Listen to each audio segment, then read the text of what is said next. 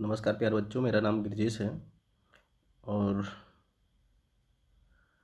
इस वीडियो में हम ये देखेंगे कि किसी भी क्वाड्रेटिक इक्वेशन का सॉल्यूशन क्या होता है और उस सॉल्यूशन को हम कैसे फाइंड आउट करेंगे फैक्टराइजेशन मेथड से।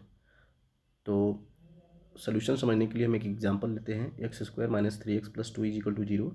ये आपके पास एग्जांपल है।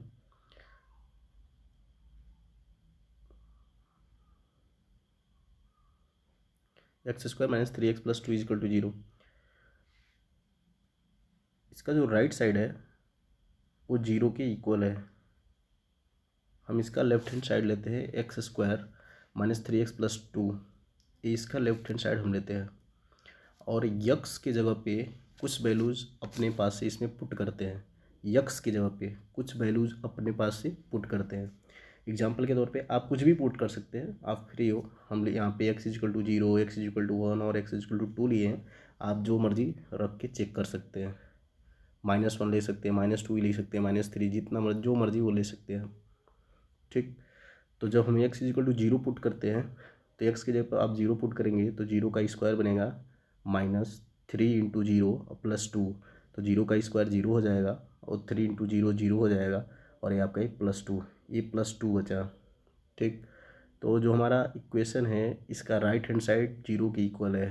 तो एक्स इजिकल टू 0 रखने पे ए 0 नहीं बना, 2 बना। ठीक, इसके आगे हम देखते हैं एक्स इजिकल टू, जब हम 1 पुट करते हैं इस इक्वेशन में तो 1 का square -3 into 1 plus 2 is equal to, तो 1 का स्क्वायर 1, 3 इंटू 1 3 हो जाएगा और +2। तो यहाँ पे देखिए ये +2 है और ये +1 है, तो +2 और +1 मिलके हो गया 3 और 3 माइनस में है तो 3 माइनस 3 कितना हो गया 0, जो इस इक्वेशन का राइट हैंड साइड है। मतलब x is equal to 1 put करने पर इस इक्वेशन को ये 0 बना दे रहा है। मतलब एक्स इज इक्वल टू 1 पे इसका लेफ्ट हैंड साइड और राइट हैंड साइड दोनों आपस में क्या है, इक्वल है। एक्स इजिकल टू 1 पे। ठीक उसी प्रकार हम एक्स इजिकल टू 2 पे चेक करते हैं। तो जब एक्स इजिकल टू 2 पे वैल्यू रखेंगे इस इक्वेशन में तो 6 माइनस 6 बनेगा और 0 हो जाएगा। तो एक्स इजिकल टू 2 पे भी क्या हो रहा है, इक्वेशन राइट हैंड साइड और लेफ्ट हैंड साइड दोनों इक्वल हो जा रहे हैं। तो इससे यह निष्कर्ष निकलता है, यक्स की वो वैल्यूज जिसको हम इक्वेशन में रखने पर LHS और RHS इक्वल हो जाए, उन वैल्यूज को हम उस इक्वेशन का सॉल्यूशन कहते हैं। एक बार और रिपीट करता हूँ, यक्स की वो वैल्यूज जिनको किसी भी इक्वेशन में रखने पे उसका LHS और RHS इक्वल हो जाए तो उस इक्वेशन का उसको सॉल्यूशन कहते हैं, उस इक्वेशन का सॉल्यूशन कहते हैं। इसके बाद से इसका हम डिफिनीशन इंग्लिश में आपको लिखे हैं, the values of x which satisfy the equation is called the solution of equation. तो आपको मालूम चला कि सॉल्यूशन ऑफ इक्वेशन क्या होता है। इसके बाद से आगे देखते हैं, there are mainly 3 method of finding a solution. हमारे पास किसी भी क्वाड्रेटिक इक्वेशन के सॉल्यूशन को फाइंड आउट करने के लिए 3 मेथड है। तीनों मेथड हम इस अपने चैप्टर में स्टडी करेंगे। पहला मेथड है फैक्टराइजेशन मेथड, हम इक्वेशन का फैक्टर करेंगे, वहाँ से उसका सॉल्यूशन निकालेंगे। फिर दूसरा मेथड है बाय कंप्लीटिंग द स्क्वायर, बहुत ही इम्पोर्टेंट है और अच्छा भी है। और तीसरा मेथड है बाय क्वाड्रेटिक फार्मूला। ये पहला वाला फैक्टराइजेशन मेथड आप लोगों को कुछ मालूम है, बट इन दोनों के बारे में आप लोग नहीं जानते हैं। तो इन दोनों को मैं नेक्स्ट वीडियो में डिस्कस करूँगा। तो आज के हमारे वीडियो में यही चलेगा, पहला मेथड फैक्टराइजेशन मेथड। तो आइए देखते हैं आगे,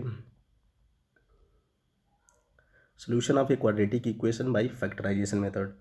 हम किसी भी क्वाड्रेटिक इक्वेशन को फैक्टराइजेशन मेथड से किस तरह से सॉल्व करेंगे ये सीखेंगे। इसमें हमारे पास बेसिक जो क्वाड्रेटिक इक्वेशन होता है कौन सा होता है, ax square bx plus c is equal to 0।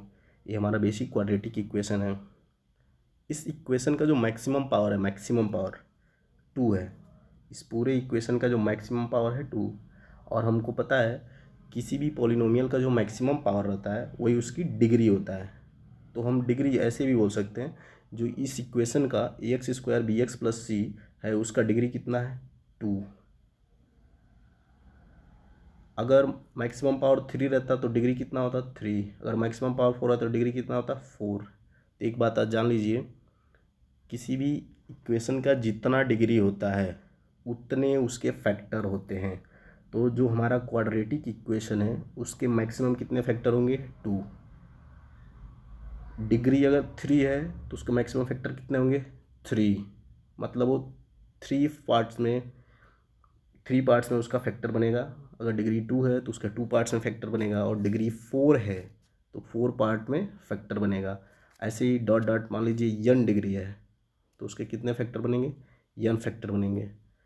तो कभी कभी आपको ग्राफ के थ्रू भी दे देता है, ऐसे ग्राफ बना देगा एक कर्व और पूछेगा कि कितने इसके रूट्स बनेंगे, कितने फैक्टर बनेंगे। तो देखिए ग्राफ है क्वाड्रेटिक इक्वेशन का, आपको मैं आगे एक्सप्लेन करूँगा बट यहाँ पे बना दिया हूँ तो बता दे रहा हूँ। एक क्वाड्रेटिक इक्वेशन का ग्राफ है, अगर ग्राफ बनाए तो एक पैराबोला टाइप बनता है, और ये एक्स एक्सिस होता है और ये वाई एक्सिस होता है। तो एक्स एक्सिस को 2 जगह पे कट कर रहा है, तो इसके कितने रूट हुए 2 रूट्स हुए। ठीक, इसके आगे हमारा हम लेट कर ले रहे हैं ax² bx + c = 0। इसके जो रूट्स हैं, सॉरी रूट्स नहीं, फैक्टर्स जो हैं वो x - अल्फ़ा है और x - बीटा है, हमने अपने आप से इलेक्ट कर लिया है। तो हम यहाँ देखते हैं x - alpha into x - beta = 0। ये हमने अपने आप से लेट किया हुआ है कि जो इक्वेशन हमारा ax² bx + c, इसके 2 फैक्टर x - अल्फ़ा और x - बीटा है, और दोनों का मल्टीप्लाई क्या है 0 के इक्वल है। तो कभी भी अगर 2 नंबर रहें, आपको जैसे मान लो ये 2 नंबर दे दिया जाए और उनका मल्टीप्लाई आपको 0 के इक्वल लाना है, तो आप क्या करेंगे, दोनों में से कोई ऐसा एक नंबर होगा जो 0 के इक्वल होगा, तभी पॉसिबल है 0, नहीं तो 0 नहीं पॉसिबल है। तो यहाँ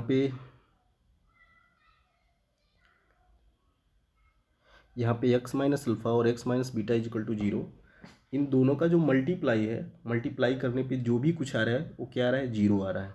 इसका मीनिंग ये हुआ कि या तो हमारा ये x - अल्फ़ा 0 होगा, अगर x - अल्फ़ा 0 होगा तो 0 इंटू x - बीटा क्या हो गया 0, तभी तो 0 आएगा। 0 से किसी भी नंबर में मल्टीप्लाई करेंगे तो 0 हो जाता है। तो x - अल्फ़ा अगर 0 हो गया तभी ये पूरा 0 बना लेगा, या अगर x - बीटा वाला टर्म 0 हो गया, x - अल्फ़ा इंटू 0 = 0, तभी 0 हो जाएगा।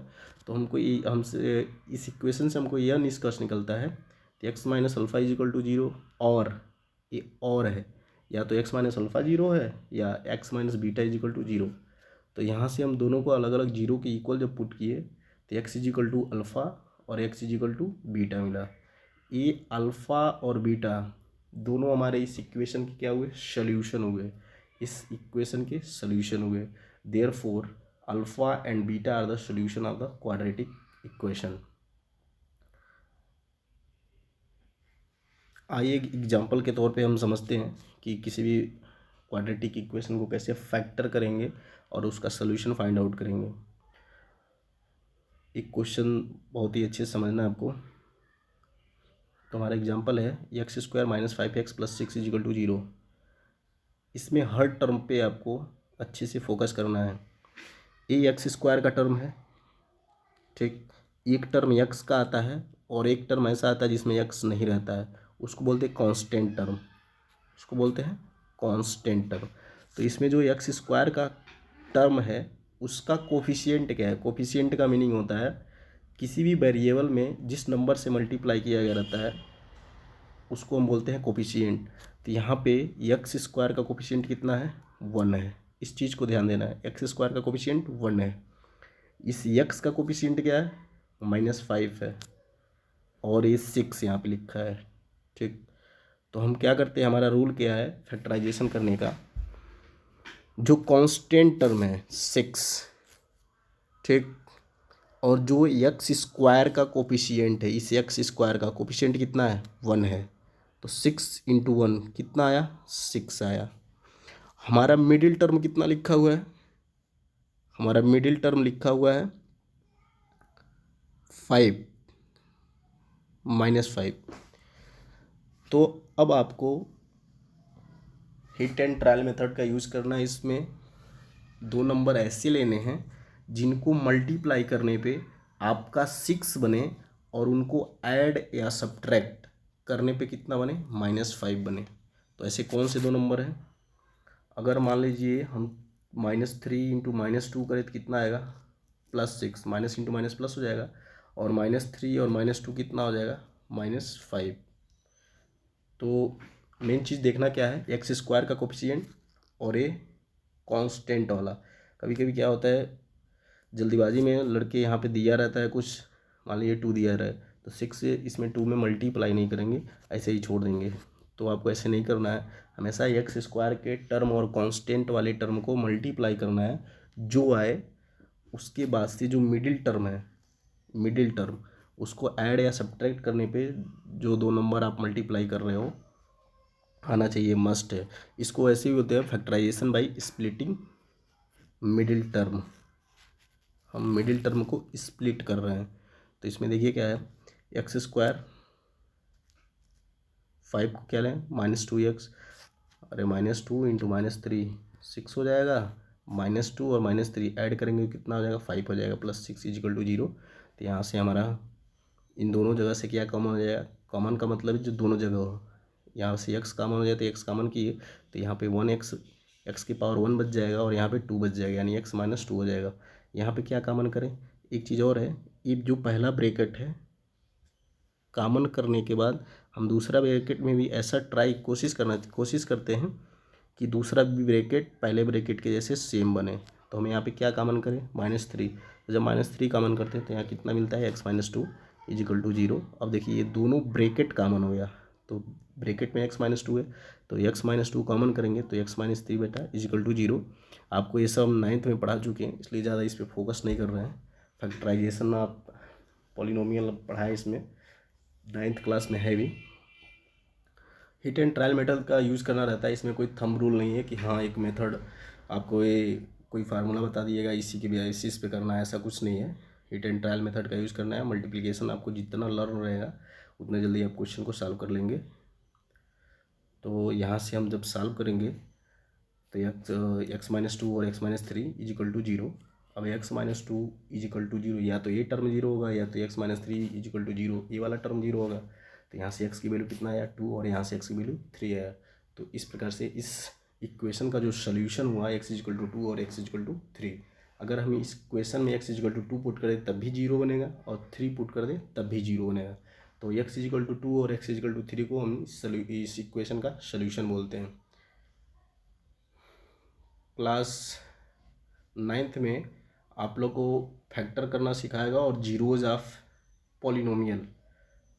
तो एक चीज़ आप बहुत ध्यान से सुनिएगा, zeros of a quadratic polynomial, यहाँ पे पॉलिनोमियल लिखा है, zeros of a quadratic polynomial of x square b x plus c. जब पॉलिनोमियल होता है तो जीरो के इक्वल नहीं होता है, यहाँ पे इक्वल जीरो नहीं लिखे हम, ध्यान देना इस बात को। And solution of a quadratic equation x square b x plus c equal to 0 are the same. मतलब अगर आपको क्वेश्चन में कभी बोल दे find the zeros of the equation, तो जीरोज का भी मतलब यही होता है कि हमको क्या फाइंड आउट करना है, सोल्यूशन ही फाइंड आउट करना है। एक नेम इसका और है, इन सोल्यूशन और जीरोज को रूट्स भी बोलते हैं, इक्वेशन के रूट्स।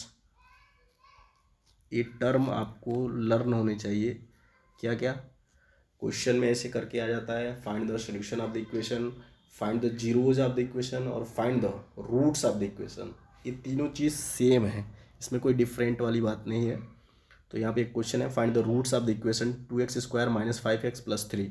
तो हम मेथड क्या बताए थे, मेथड आपको यही करना है, 3 का मल्टीप्लाई 2 में करें कितना आएगा 6, ठीक, और मिडिल वाला टर्म कितना है 5, -5 दिया है। तो अब आपको ऐसे दो नंबर लेने हैं जिनको मल्टीप्लाई करने पर 6 आए और ऐड या सब्ट्रैक्ट करने में कितना आना चाहिए, 5 आने चाहिए। तो दोनों नंबर कौन से आपको पता ही है। तो 2 × 3 करेंगे और यहाँ से 2x कॉमन, यहाँ से 3 कॉमन, यहाँ से हमारा सोल्यूशन बनेगा x इज इक्वल टू 3/2 और x इज इक्वल टू 1। तो आपको इस वीडियो में हम 2-3 चीज़ नए टर्म बताएं क्या क्या सोल्यूशन क्या होता है, किसी भी क्वाड्रेटिक इक्वेशन का सोल्यूशन क्या होता है, हम उसको फैक्टराइजेशन मेथड से कैसे फाइंड आउट करते हैं, और किसी भी इक्वेशन का जीरोज क्या होता है, रूट क्या होता है। तो कभी भी क्वेश्चन में जीरोज, रूट और सोल्यूशन तीनों चीज़ में से कोई भी चीज़ लिख के है तो आप लोग को स्ट्राइक दिमाग में ये करना चाहिए कि तीनों सेम होता है, कोई डिफरेंट नहीं है। तो मैं आज के लिए बस इतना ही। आपको कुछ यहाँ पे क्वेश्चन होमवर्क के तौर पे दे रहा हूँ। Find the roots of the equation, जो भी है क्वेश्चन कंप्लीट नहीं खेलेंगे, find the roots of the equation. आपको रूट निकालने हैं।